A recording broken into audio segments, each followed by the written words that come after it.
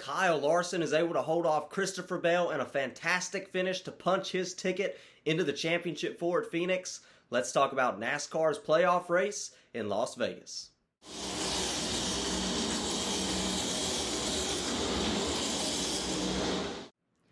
Hello everybody, welcome to Dirty Air. I'm your host Alex Lambert, and let's talk about NASCAR's playoff race at Las Vegas, the first race of the third round of the playoffs, the first race to punch your ticket as a playoff driver into the championship round, or put yourself in a good position, or put yourself in a big hole. That happened today. We'll break all that down. We'll take a look at the finishing results. We'll take a look at what was a fantastic finish with Christopher Bell running down Kyle Larson. Let's go ahead and talk about NASCAR in Vegas, and it was an exciting race from start to finish. It was a decent race. The intermediate tracks have been good all season long, but let's talk about the finish of this race. You have Kyle Larson leading, Christopher Bell charging later on in the race, trying to get back up to him. Christopher Bell lost a ton of big positions on pit road today, would go from first to third multiple times on pit road. Definitely got to clean that up on Christopher Bell's team, but he was probably a little bit faster than Kyle Larson, especially at the end, ran him down so quick, and then in the final corner of the final lap, Kyle Larson takes the bottom lane, but it looks like a lap car went down there as well. Kyle Larson said in his interview he was hoping that lap car was going to take the top lane. He takes the bottom lane. That kind of puts Kyle Larson in a little box. You don't want to go all the way to the bottom and get stuck in the dirty air and mess your car up, so he goes in the middle lane. That allowed Christopher Bell in the top lane to excel on the top lane, carry that speed all the way coming to the start-finish line, but just didn't quite have enough. Kyle Larson pulled a block on the high side. Christopher Bell then went low, but then ran out of real estate. Would have been interesting to see what could have happened if we had another lap or two in this race, but unfortunately for Christopher Bell, this was the final lap, and he was just short of punching his ticket into the championship four, and we'll talk a little bit more about the points later on as well, but a big win for Kyle Larson. If I look at this win for Kyle Larson, I say this makes him the championship favorite, no doubt, because he now has the next 2 weeks to focus on Phoenix. It's a big advantage. We saw last year where this was a big advantage, where Joey Logano won the first race of the playoffs in this round in Las Vegas a year ago. Logano went on to dominate the championship race at Phoenix. You can do the same thing. You can point to the same thing back in 2021 where Kyle Larson won the first two races of the round. That was at Texas was the first race of this round in 21, and then Kansas was the second race. Larson swept both of those races and then won the 2021 NASCAR Championship. That's 2 years in a row. Can we make it three? I don't see why not. Showed a ton of speed all year long. Kyle Larson starting to capitalize on these races a little more. Big win today for Kyle Larson. Takes a little bit of stress off of the team. They don't have to worry about Phoenix and Martinsville like some of these other teams do, like Truex's team do, like the Joe Gibbs Toyotas do, like Chris Buescher's team does. They don't have to worry about the next three races, about the next two races, which would be Miami and Martinsville. They can kind of take their foot off the gas and focus, put a little more effort into that Phoenix race car, which is definitely proved time and time again to be a major advantage. Let's go ahead and break down the entire top 10 here. Once again, you had Kyle Larson getting the win. You have Christopher Bell also close to getting that win, punching his ticket to the championship, but a decent second place finish today for Bell. Kyle Busch, excited to see him get back up in the top three. I think that's 2 consecutive third place finishes in the Las Vegas fall race. He finished third here a year ago in October. A decent run for Kyle Busch. Seemed like he was in the back half of the top 10 all day, 8th, 9th, 10th at a majority of this race, but was able to find some speed at the very end. I think he was running the second fastest lap times of the race at the end, so Kyle Busch, solid third place finish. Brad Keselowski, he was in fourth for every time I looked at the scoreboard, he was in fourth, it seemed like. Finished his fourth today. Seemed like after every restart, he would cycle back to fourth, so a decent fourth place finish today for the Ford, number 6 Ford of Brad Keselowski. Ross Chastain, and middle portions of the race looked like he was really fast, could get right up to the back of Christopher Bell or Kyle Larson to try to take the lead, and then would get loose and kind of overdrive the car a little bit, overstep it. A solid top 5 finish today for Ross Chastain, but he was definitely hoping he could get up there and go for that win. He was fast a year ago at this racetrack as well. Ryan Blaney, decent 6th place finish, but you're going to need more to make the final round with the little amount of playoff bonus points he brought coming into the playoffs. And once again, we'll talk a little bit later about that. William Byron, solid 7th place finish. He was running in the top 5, top 3 for a majority of this race, but faded a little bit at the very end on that longer green flag run. Finishes 7th today. Tyler Reddick, decent 8th place finish. Martin Truex Jr.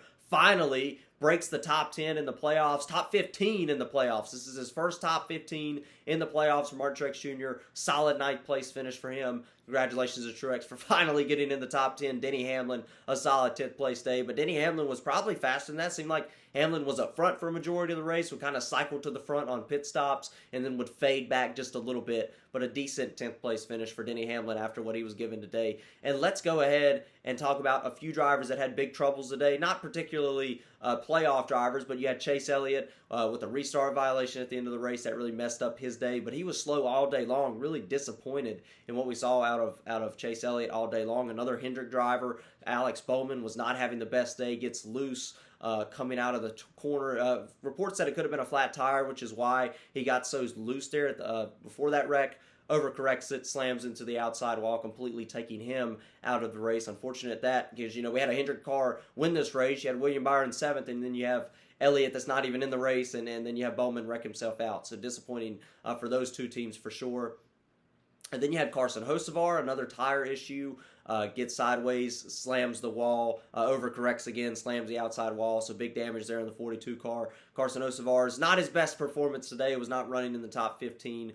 I don't even know if he was in the top 20 at the time of this wreck. Not the best day for him. And unfortunately, another DNF for the 42 team, but still getting that valuable experience on the 42. And then, of course, you have Ty Gibbs, who was also, I was a bit disappointed in today, not running up front like we're starting to get used to seeing him do. Has a tire fall off, which is definitely something that needs to be looked into, see if we can fix those problems. The wheel just comes off, slides up the racetrack. Big damage on the 54 car. He was able to continue the race, but obviously that takes him out of contention for any sort of decent finish or any sort of victory. So that was certainly interesting as well. Let's go ahead and pull up the playoff grid. Here it is. Kyle Larson is the only name in gold. One win in this round guarantees his ticket into Phoenix for the Final Four. Once again, big advantage for Kyle Larson, no doubt. I think with the win today, that puts him as the championship favorite going into Phoenix, a racetrack that he has won a championship at before back in 2021. William Byron, 9 points above the cut line. It's an okay cushion when you look at how tight it is, because it's really tight from second place to sixth place. But not guaranteed in by any means. William Byron still has to go out there, race for stage points next week in Miami, try to race for a win at Miami. Remember, William Byron has won at Miami, Martinsville, and Phoenix in his career. So this is some good racetracks coming up for him. He actually won at Phoenix earlier this year, back in the spring. William Byron will have to continue to watch and see what he can do if he can get up front and get those stage points and get good finishes to get in. Once again, only 9 points in. This is a driver with 6 wins this year, multiple playoff points. He gets closer and tighter each round you go. Martin Truex Jr., 2 points above the cut line. The amount of speed he's showing, I'm not that confident. Continues to have problems. Continues to run outside of the top 10 consistently. Continues to give up stage points week in and week out. I'm concerned for Martin Truex Jr., driver of the 19. He's 2 points in. That's not a lot. That's 2 positions in a stage. Martin Truex Jr. has to start capitalizing on stage points like he has before in 2017 when he won the championship. He was the stage king. Remember that? Unfortunately, Truex, 2 points above. I don't feel that confident in the 19 car right now. He's going to have to show me something a little better next week as far as getting a better result and getting more stage points. Denny Hamlin, another driver, only 2 points in right now. Finished 10th today. Didn't get a whole lot of stage points. We'll have to continue to watch, see what he can do next week in Miami, which is a racetrack that Denny Hamlin has had success at before. Christopher Bell, 2 points below. Like I said, was so close to getting guaranteed into the playoffs today. Unfortunately, couldn't quite make the cut. 2 points out right now. Once again, just so tight as we see it. Christopher Bell, what can he do next week in Miami to try to go for that victory? Once again, Christopher Bell won a year ago when he was in a must-win situation at Martinsville to put himself into the Final Four. So this is Christopher Bell trying to go for 2 Final Four appearances in a row. We'll just have to see next week if Christopher Bell can punch his ticket in or have a good day. Tyler Reddick, 16 points below. This is what you get when you don't have that many bonus points going into the playoffs. Think about how many points the team, the pit crew, has given away for Tyler Reddick all season long. It comes down to this, 16 points out. It's going to have to go chase stage points and chase decent finishes next week in Miami and in Martinsville in a couple of weeks, which short tracks tend to not be Tyler Reddick's strong suit leading up to this point. Ryan Blaney, 17 points out. Once again, Blaney finished 6th today. You just did not have that advantage. Only had 1 win on the season when you're going up against guys with 3,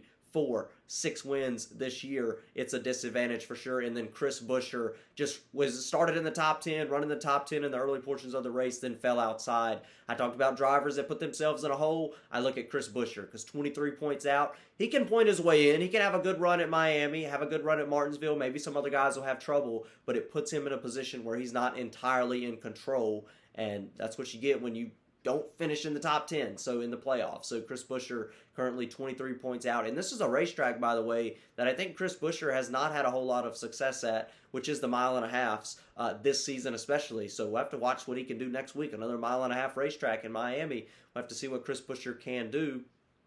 That's really it. That's all there is to talk about following this Las Vegas race. I thought it was a good race. Hope you guys let me know what you thought of the race below, but I thought it was a fun race to watch. It was exciting watching some comers and goers through the field, especially at the very end of the race, and then of course that fantastic finish. I thought that was a great finish. I wish maybe there was one more lap. It would have been more exciting, but I thought the race was good all day long. Let me know what you guys think in the comments, but that's it. That's all there is to talk about following NASCAR at Las Vegas. We go to Homestead, Miami next week for the second race of the third round. Will another driver punch their ticket into the playoffs? Could Kyle Larson win again? I think Kyle Larson has to be the favorite going into that racetrack, just as how good he is at running the wall there. It should be interesting to see. And of course, about Kyle Busch getting a solid third place finish today, let's get rowdy.